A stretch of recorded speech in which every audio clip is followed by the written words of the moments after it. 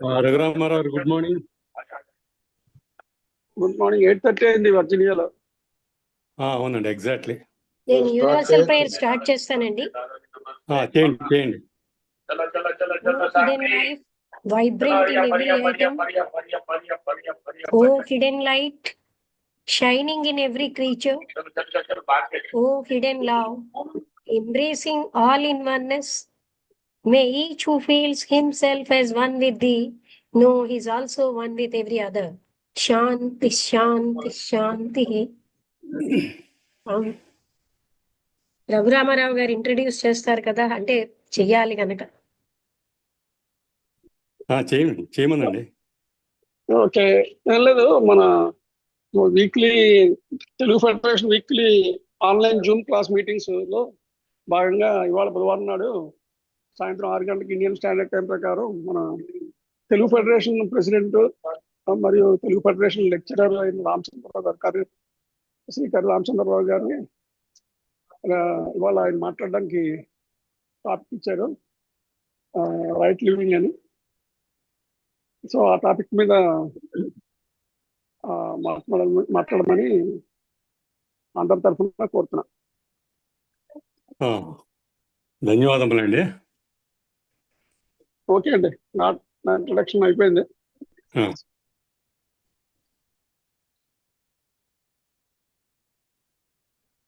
You can start. అందరికీ నమస్కారములు. ఈరోజు విషయం సరి అయిన జీవనం, రైట్ లివింగ్. ఈ రైట్ లివింగ్ అనేది కొంచెం ఇంకా మనం ఇప్పుడున్న పరిస్థితులకి అన్వయించుకుంటే అప్రోప్రియేట్గా right living in the modern society అని చెప్పుకోవడం బాగుంటుంది అనిపిస్తుంది. ఆధునిక సమాజంలో సరైన జీవనం. ఒకసారి మనం బాగా వెనక్కి వెళ్ళి చూద్దాం, చరిత్రను గమనిస్తూ మనిషి ఎలా అభివృద్ధి చెందాడో ఇంతవరకు, అంటే 21వ శతాబ్దం వరకు. ఆది మానవుడు మొదటి నుంచి ప్రకృతి పరిశీలన ద్వారానే అన్నీ నేర్చుకున్నాడు. అంటే ప్రకృతిలో దాగి ఉన్న విషయాలు అన్నీ ఇన్ని కావు, నిజానికి అవి ఎన్నో కూడా మనకు తెలియవు. కానీ తెలుసుకోవాలన్న తపన, తపస్సు, అన్వేషణ కారణంగా మానవుడు తన మెదడుకు పొద్దున పెడుతూ వస్తున్నాడు. అంటే రాతి యుగం నుంచి లోహయుగానికి, ఇంకా ముందుకు చెప్పాలంటే ఆటవేగ యుగాన్ని నుంచి రాతి యుగానికి, రాతి యుగాన్ని నుంచి లోహయుగానికి, లోహయుగాన్ని నుంచి పారిశ్రామిక యుగానికి, పారిశ్రామిక యుగాన్ని నుంచి ఇప్పుడు మనం అందరూ చూస్తున్న ఆధునికమైన కంప్యూటర్ యుగానికి క్రమేణా పురోభివృద్ధి చెందుతూ వస్తున్నాడు. అంటే ఒక రకంగా మనం చెప్పాలంటే we're better than our ancestors in enjoying the comforts. Science and టెక్నాలజీగా మనకి ఎన్నో కొత్త కొత్త వస్తువులు వచ్చి మనిషికి కాయ కష్టం లేకుండా ఎన్నో పనులు మనం సులభంగా చేసుకోగలుగుతున్నాం. ఇండస్ట్రీస్ రెవల్యూషన్ ద్వారా మనకి చాలా వచ్చినాయి కొత్త కొత్త ఇన్నోవేషన్స్. అలాగే ట్రాన్స్పోర్టేషన్ స్పీడ్ అయింది. పూర్వం కొన్ని వందల సంవత్సరాల క్రితం పోలిస్తే గత 30 ఏళ్ళుగా కమ్యూనికేషన్ రంగంలో విప్లవాత్మకమైన మార్పులు వచ్చాయి. మరి బాగానే ఉంది, మనం బాహ్యంగా ఎంతో అభివృద్ధి చెందాం. మరి మన అంతరంగంలో ఎలా ఉన్నాం? ఎప్పుడైనా ఒక విచక్షణ ఉన్న మనిషిగా మనం ఎప్పుడైనా ఆలోచించామా? విచారణ ఎప్పుడైనా చేశామా? అంచేత ఒక ఆయన అన్నాడు, ఎవరో మనిషి పక్షిలాగా ఆకాశంలో ఎలా ఎగరాలో తెలుసుకున్నాడో, అలాగే చేపల నీటిలో ఎలా ఈదాలో కూడా నేర్చుకున్నాడు. 100 సంవత్సరాలు గడిచిన భూమి మీద ఎలా నడవాలో తెలియలేదు, అంటే ఎలా ప్రవర్తించాలో తెలియలేదు, అంటే ఎలా జీవించాలో తెలియలేదని. దీన్ని మనం అర్థం చేసుకుంటే in terms of science and technology, modern man is a space man, but in terms of morality, modern man is a cave man. Cave man అంటే ఆటవిక మానవుడు. అంటే ఆటవిక మానవుడికి ఆధునిక మానవుడికి మానసిక స్థాయిలో ఏమీ వ్యత్యాసం లేదనిపిస్తుంది. అదే స్వార్థం, అయ్యే కోరికలు. బాహ్యంగా మనం సైన్స్ అండ్ టెక్నాలజీ ద్వారా సివిలైజేషన్ పెరిగింది, ఎంతో అభివృద్ధి చెందాం. మానసికంగా ఏమీ మార్పు లేదు. దీన్ని బట్టి మనం ఈ విషయం ద్వారా మనం అందరం ఏ విధంగా ఉండాలి, ప్రస్తుతం ఎలా ఉన్నాం, ఏ విధంగా మనం ఉండాలనేది విషయాన్ని అందరూ కలిసి అన్వేషించవలసిన సందర్భం ఇది.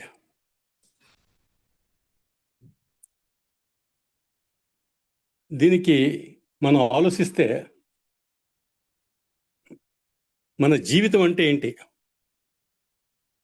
అందరికీ తెలుసు, ఒక పుట్టుకకి చావుకి మధ్య ఉన్న వ్యవధిని లేక కాలాన్ని ఒక జీవితం అన్నాం. The gap between one birth and death is known as one life. During this period, what is our additional responsibility rather than procuring our basic human needs?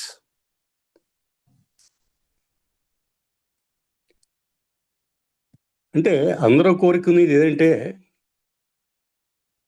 ఈ జీవితం అంతా ఏ విధమైన ఒడిదుడుకులు, ఇబ్బందులు కలగకుండా సుఖంగా సంతోషంగా ఉండాలని ప్రతి ఒక్కరూ కోరుకుంటారు. అది సహజం.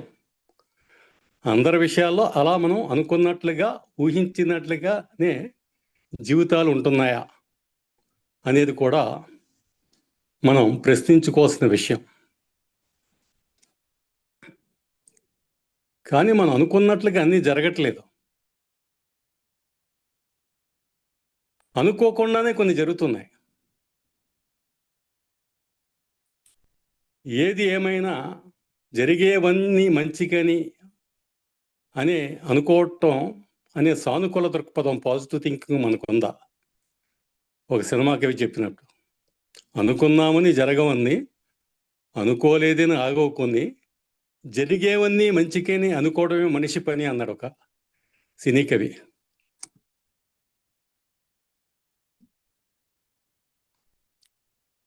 సాధారణంగా అందరూ కోరుకునేవి సుఖ సంతోషాలే.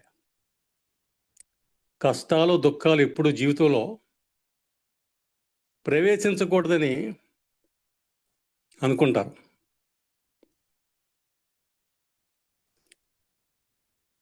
కష్ట సుఖాలందు సమభావన ఉండాలనే స్థితప్రజ్ఞ ఎంతమందికి ఉంటుంది? అటు కష్టాన్ని సుఖాన్ని కూడా ఈక్వల్గా తీసుకునే ఈక్వానిమిటీ మనకు ఉంది. అసలు కష్టాలంటే జీవితంలో ఎప్పుడూ రాకూడదు, ఎప్పుడు సుఖాలే కోరుకుంటాం. కష్టాలు అసలు మన జీవితంలో ఎప్పుడూ ప్రవేశించకూడదని అనుకుంటాం. కానీ వచ్చేవి రాక మనం ఈ విషయాన్ని మనం కొంచెం లోతుగా అధ్యయనం చేస్తే సరి అయిన జీవితానికి ఇటు సుఖం ఎంతో, కష్టం కూడా అంతే కావాలని అనిపిస్తుంది.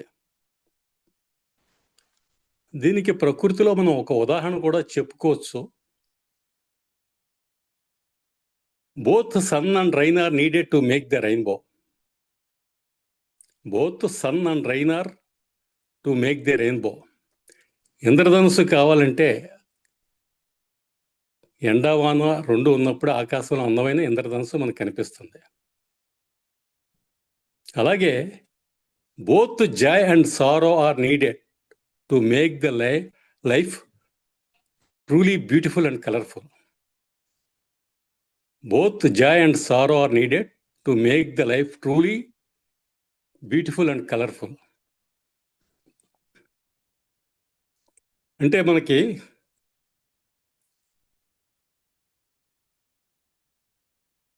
కేవలం సూర్యకాంతి ఒకటే ఉంటే మనకి ఇంద్రధనుస్సు కనపడదు. ఇంద్రధనుస్సు ఏర్పడటానికి వాన, ఎండ కూడా అవసరమే. అలాగే మన జీవితంలో ఆనందం మాత్రమే కాదు, దుఃఖం కూడా అవసరమే. ఎందుకంటే సుఖ దుఃఖాలతో కలిసిన జీవితమే రంగులమయం అవుతుంది. ఆనందం మనలో ఉత్సాహాన్ని కలిగిస్తుంది, దుఃఖం మనకు సహనాన్ని, జీవిత పాఠాలని నేర్పుతుంది. ఆనందం మనకు ఉత్సాహాన్ని కలిగిస్తే, దుఃఖం మనకి సహనాన్ని, జీవిత పాఠాలని నేర్పుతుంది. అటు టాలరెన్స్, జీవితానికి కావాల్సిన పాఠాలని నేర్పుతుంది. ఏ మనిషికైనా టర్న్ చేంజ్ అయ్యాడంటే మనం అనుకున్నట్లుగా ఎప్పుడూ కూడా జీవితం సక్సెస్ అయి సాగిపోతే అహం పెరుగుతుంది. చాలామంది జీవితాల్లో మనం గమనించాం, తిరుగు లేకుండా ఒక్కోటి విజయవంతం అయిపోతే అటు సంపాదనలో కానీ, సోషల్ స్టేటస్లో కానీ అతనికి అహం పెరిగిపోతుంది. నా అంత గొప్పవాడు ఇంకెవడో లేడనుకుని బాగా పొంగిపోతాడు. అటువంటి వ్యక్తికి కష్టసుఖం అని తెలియదు, కష్టాల ద్వారా నేర్చుకోవాల్సింది ఏమీ తెలీదు. అదే ఒకటే గట్టి ఏదైనా దెబ్బ తగిలితే అప్పుడు ఆలోచనలో మొదలెడతాడు. అంచేత కష్టం మనకి సహనాన్ని, పాఠాన్ని నేర్పుతుంది. అంచేత మనం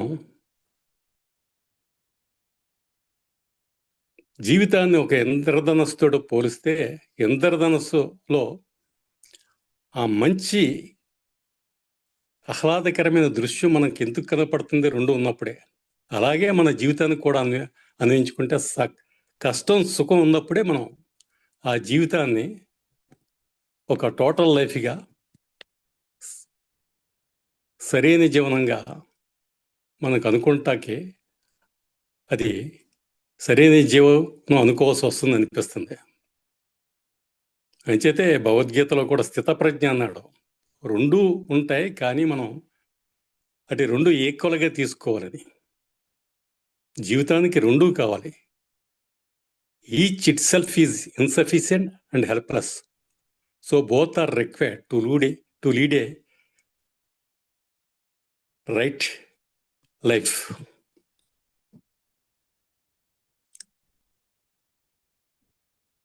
ఇంతకీ మనం ఆటంకం ఏంటి? సరైన జీవనం ఎందుకు జీవించలేకపోతున్నాం ఈ సమాజంలో? దానికి అబ్స్టాకిల్స్, అడ్డంకులు ఏంటి అనేది ఈ సందర్భంగా అందరూ కొంచెం ఆలోచించవలసిన విషయం.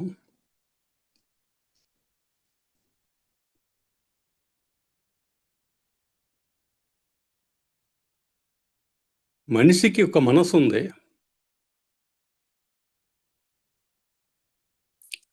ఆ మానసిక స్థాయిలో మనం ఎలా ఉన్నాం, మన ఆలోచనలు ఎలా ఉన్నాయి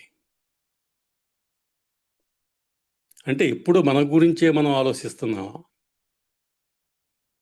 మన స్వార్థం గురించి ఆలోచిస్తే మనకి జీవితం యొక్క పరమార్థాన్ని తెలుసుకోగలం.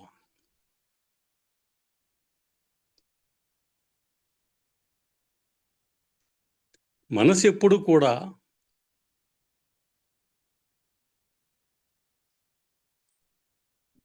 ఏకత్వంలో భిన్నత్వాన్ని చూస్తుంది. మనసు యొక్క పని అది. భిన్నత్వంలో ఏకత్వం ఎప్పుడు చూడదు. దాన్ని ఎప్పుడు కూడా విభజించి చూస్తుంది. అంచేతే మానవ సమాజం ఇడిపోయింది. కులాలుగా, మతాలుగా, దేశాలుగా, భాషలు, నీ భాష వేరు, నా భాష వేరు, రంగులు, కలర్. ఎప్పుడైతే ఇంత విభజన జరిగిందో, ఎక్కడ విభజన ఉంటే అక్కడ డిస్ట్రక్షన్ ఉంది.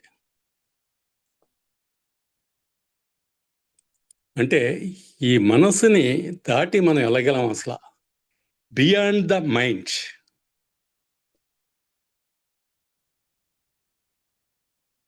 As long as the human mind is polluted with self-centered activities and desires, right meaning of the life cannot be grasped. మానవుని మనసు కోరికలతోటి, స్వార్థంతో కలుషితమైనప్పుడు జీవితం యొక్క పరమార్థాన్ని మనం తెలుసుకోవాలి. మానసిక మార్పు సంభవిస్తేనే కానీ ఈ సమాజంలో మార్పు రాదు. సమాజంలో మార్పు రావాలంటే వ్యక్తిలో మార్పు రావాలి, అంటే ఇండివిజువల్లో మార్పు రావాలి.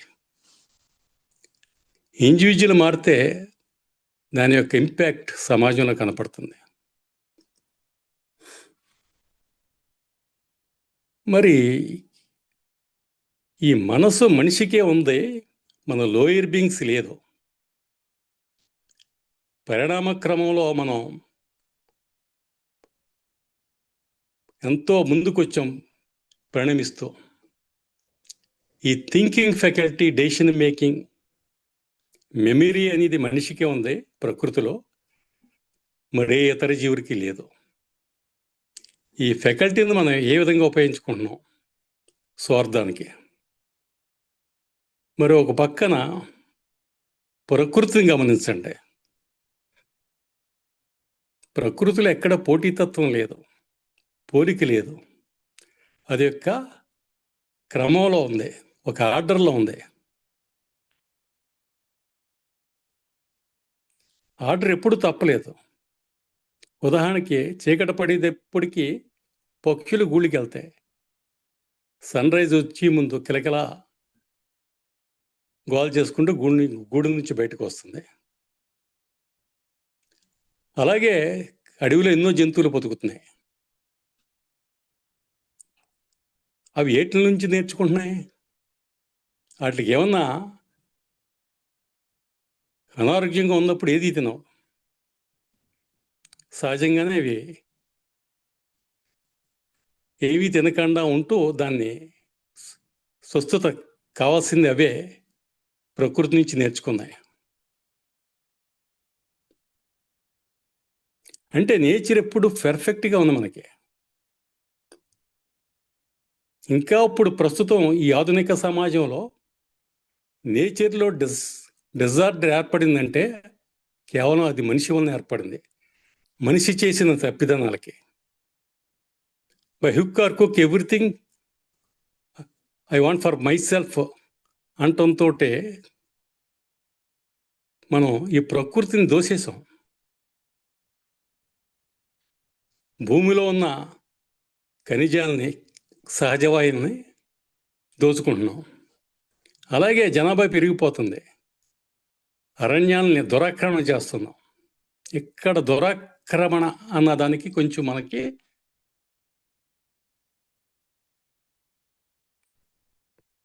లోతుగా సీరియస్గా ఆలోచించిన విషయం. కేవలం అడవిలో బతికే జంతువులు ఉన్నాయి, ఎన్నో జంతువులు. వాటి ప్రదేశాన్ని కూడా మనిషి ఆక్యుపై చేస్తున్నాడు. మనం ఒక్కసారి కామన్ సెన్స్ ఆలోచిస్తే అసంఖ్యాకమైన జీవరాశుల్లో మనిషి వాటా ఎంత అసలు? అంటే ఇతర జీవరాశులన్నీ అధిక సంఖ్యాకులు, మనుషులు అల్పసంఖ్యాకులు. మనం మైనారిటీస్, అవి మేజర్. కానీ అసంఖ్యాకం ఉన్న జీవరాశుల ప్రదేశాన్ని మనం దోస్తున్నాం. అంచేతే ఈ న్యాచురల్ డిజార్డర్స్ అంటే ఎర్త్వేక్స్ కానీ, సునామీలు కానీ, ఇన్ని సైక్లోన్స్ కానీ గతంలో ఎప్పుడూ లేవు. ప్రకృతి ఎప్పుడూ పర్ఫెక్ట్గా ఉంది, దానికి ఏమీ హద్దులు లేవు. Nature does not honour man made barriers. మనుషులు ఏర్పరచుకున్న అడ్డుగోడలను ఎప్పుడు ప్రకృతి గౌరవించదు. ఉదాహరణకి పక్షులు వలస వస్తాయి కొన్ని వేల కిలోమీటర్ల నుంచి. ఆ సీజన్లో వాటికి కావలసిన ఆహారం గురించి అన్వేషిస్తూ కొన్ని వేల మైళ్ళు ప్రయాణం చేస్తూ వస్తాయి. మనం చూస్తున్నాం, అందరికీ తెలిసిన విషయమే. వాటికి ఏ వీసా లేదు, ఏ పాస్పోర్టు లేదు. అలాగే చేపలు సముద్రాల్లో చాలా మైళ్ళు ప్రయాణం చేస్తూ ఒక సముద్రం నుంచి ఇంకో సముద్రంలోకి అలాగా ప్రయాణం చేస్తూ వస్తే అక్కడ గుడ్లు పెడతాయి దూర ప్రదేశాలు వచ్చి. వాటికి ఏ విధమైన పాస్పోర్టు, వీసా లేదు. మనిషి ఈ భూమి మీద గీతలు గీసుకుని ఇది నాది, ఇది నీది అనుకుంటాం. మనుషులంతా ఒక్కటైన భావం లేకపోవటం, ఇదంతా అజ్ఞానం, ఇగ్నరెన్స్. ఈ నేను నుంచి వస్తుందంతా, మనసు నుంచి వచ్చి, ఈ నేనే నుంచి వచ్చి, ఈ నేనే కారణం అన్ని మూలాలకు, అన్ని ఘర్షణలకు. అది తీవ్రమైతే యుద్ధాలకు కూడా దారితీస్తుంది.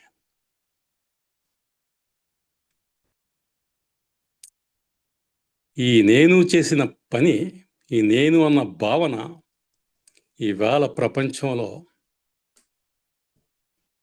ఎంత సంక్షోభం తెస్తుందో మనకి ప్రస్తుత ప్రపంచాన్ని గమనిస్తే, ఇప్పుడున్న పరిస్థితిని చూస్తుంటే మనకు తెలుస్తుంది.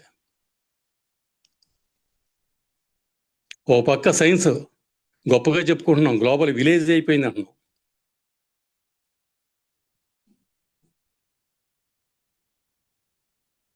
ఇదివరకు ఒక ఉత్తరం రాస్తే విదేశాలు వెళ్ళాలంటే కొన్ని 10 రోజులు, 15 రోజులు, 20 రోజులు కూడా పట్టింది.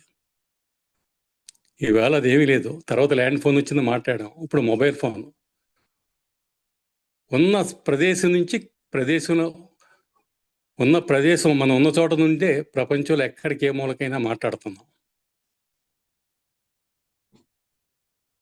ఈ విశాల ప్రపంచంలో ఎక్కడ ఏం జరుగుతున్నా అప్పటికప్పుడు మన కళ్ళ ముంద చూసే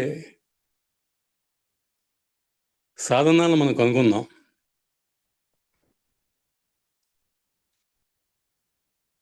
అలాగే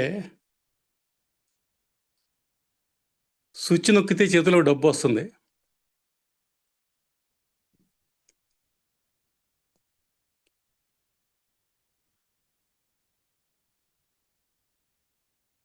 ఇదే కాకుండా మనిషి చేస్తుంది ఏంటంటే, అది విజ్ఞానం అజ్ఞానం తెలియట్లేదు. కావాలనుకుంటే మనం ఈ భూమి మీద పడుతున్నాం, ఈ ప్లానెట్. ఇప్పుడు సైన్స్ అండ్ టెక్నాలజీకి అందిన సమాచారం ప్రకారం ఒక్క భూమి మీదే జీవరాశి మనుగడకు ఆధారమైన వాతావరణం ఉన్నాయి, మిగతాది ఎక్కడా లేదు. ఇటువంటి అందమైన జీవ వైద్యంతో కలకల్లాడే ఈ భూగోళాన్ని కొన్ని క్షణాల్లో నాశనం చేయగల మరణ శాస్త్రాన్ని కూడా సమకూర్చున్నాం. అంటే మనిషి వేలాది సంవత్సరాలుగా తన మెదడుకి పదును పెట్టుకుంటూ వచ్చి ఎన్నో కొత్త విషయాల్ని, కొత్త పరికరాల్ని, కొత్త విజ్ఞానాన్ని కనుగొన్నాడు. మరి ఇన్ని తెలిసిన మనిషికి తెలియంది ఏంటి? అదే వేళ ప్రశ్న. ఇన్ని తెలిసిన మనిషికి తెలియంది ఏంటి అంటే, తన మనసులో కరుడుగట్టిపోయిన మాలిన్యాన్ని వందల సంవత్సరాలనే ఆ కరుడుగట్టిన మాలిన్యాన్ని కడుక్కోవటం ఈ ఆధునిక మానవుడికి చేత కాలేదు. అది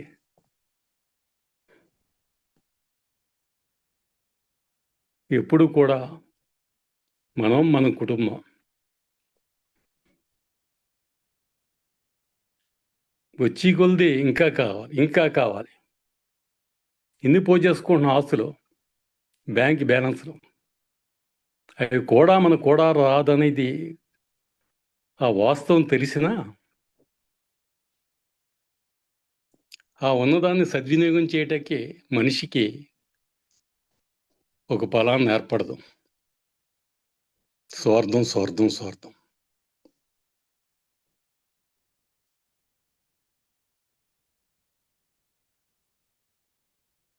ఈ రైట్ లివింగ్ సరైన జీవనానికి జీవించటం మనిషికి ఎందుకు సాధ్యం అవట్లేదు? ఆ మనసులో పేరుకుపోయిన స్వార్థాన్ని పోగొట్టుకోవాలంటే మనకేంటి కావాల్సింది? మనం చేయవలసిన ప్రయత్నం ఏంటి?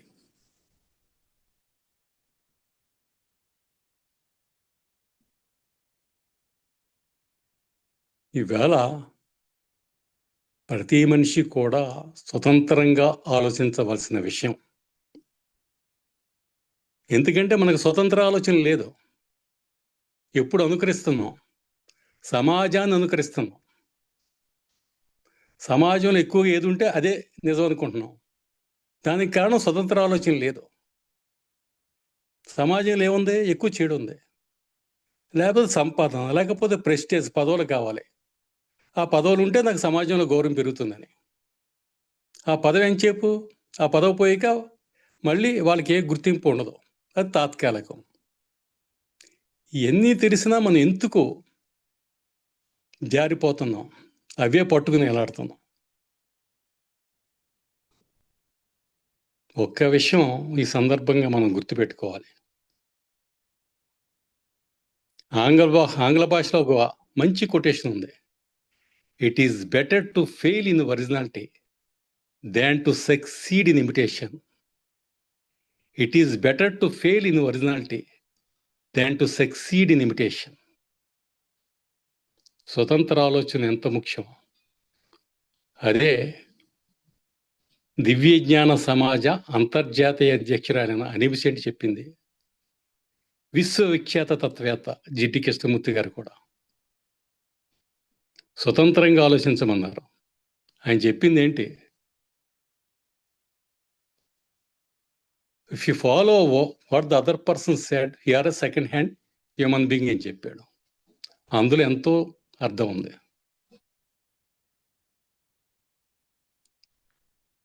మన మనస్సు ఈ అడ్డుగోడల్ని, మనిషి ఏర్పరచుకున్న అడ్డుగోడల్ని, కులం, మతం, జాతీయత, వీటిని దాటి ఇంతకెళ్ళలేదు.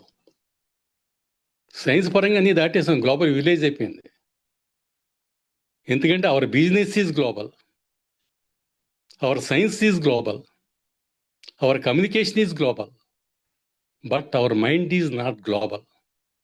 Global mind is a state of mind in which there are no man-made barriers.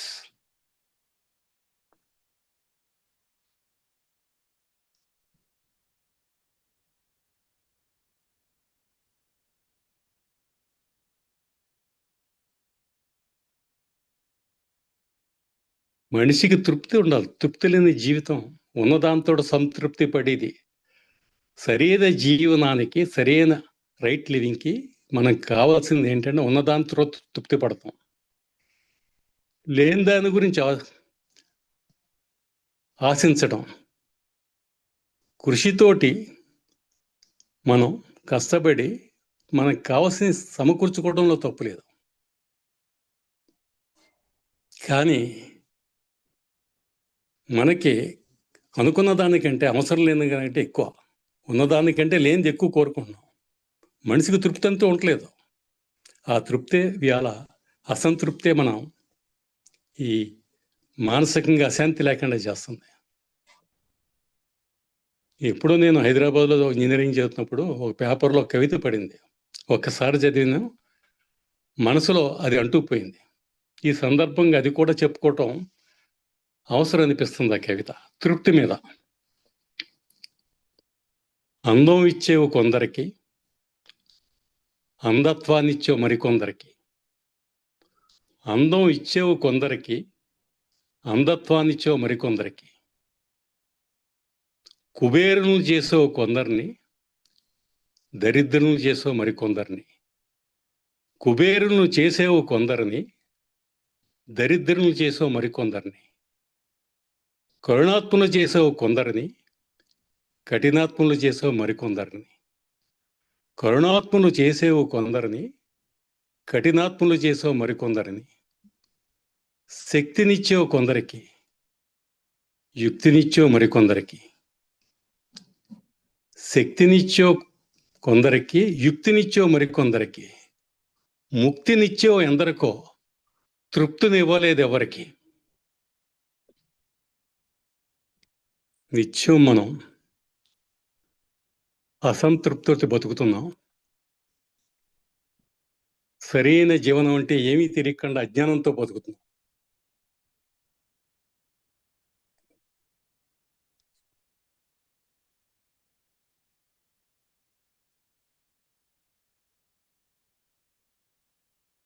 ఈ సందర్భంగా మనమంతా కూడా అందరూ కలిసి ఆలోచించవలసిన ఒక క్లిష్టమైన సమస్య ఇది. ఎందుకు సరి అయిన జీవనం మనకి ఇన్ని ఉన్నా ఎందుకు సరిగ్గా రైట్ లివింగ్ లీడ్ చేయలేకపోతున్నాం?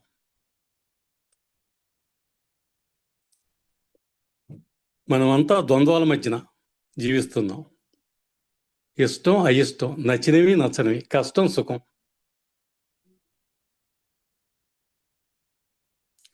అయిష్టమైన వాటిని దూరంగా ఉంచడం, అవి జీవితంలో రాకుండా ఉండటానికి, వాటిని నిగ్రహించడానికి, వాటిని ఎప్పుడూ జీవితంలో రాకుండా ఉంచటానికి,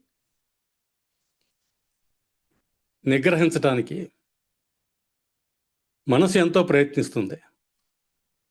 ఈ ద్వంద్వాల మధ్యన ఘర్షణాత్మకమైన జీవితం జీవిస్తూ జరుగుతుంది. ఈ విధమైన ద్వంద్వాలు లేని జీవితం ప్రశాంతంగా ఉంటుంది కదా. మరి ఆ స్థితికి మనసు ఎందుకు రావటం లేదు? కారణం ఏంటి అని యోచిస్తే భిన్నత్వంలో ఏకత్వం చూడటం లేదు. కేవలం ఏకత్వంలో భిన్నత్వాన్ని చూస్తున్నాం.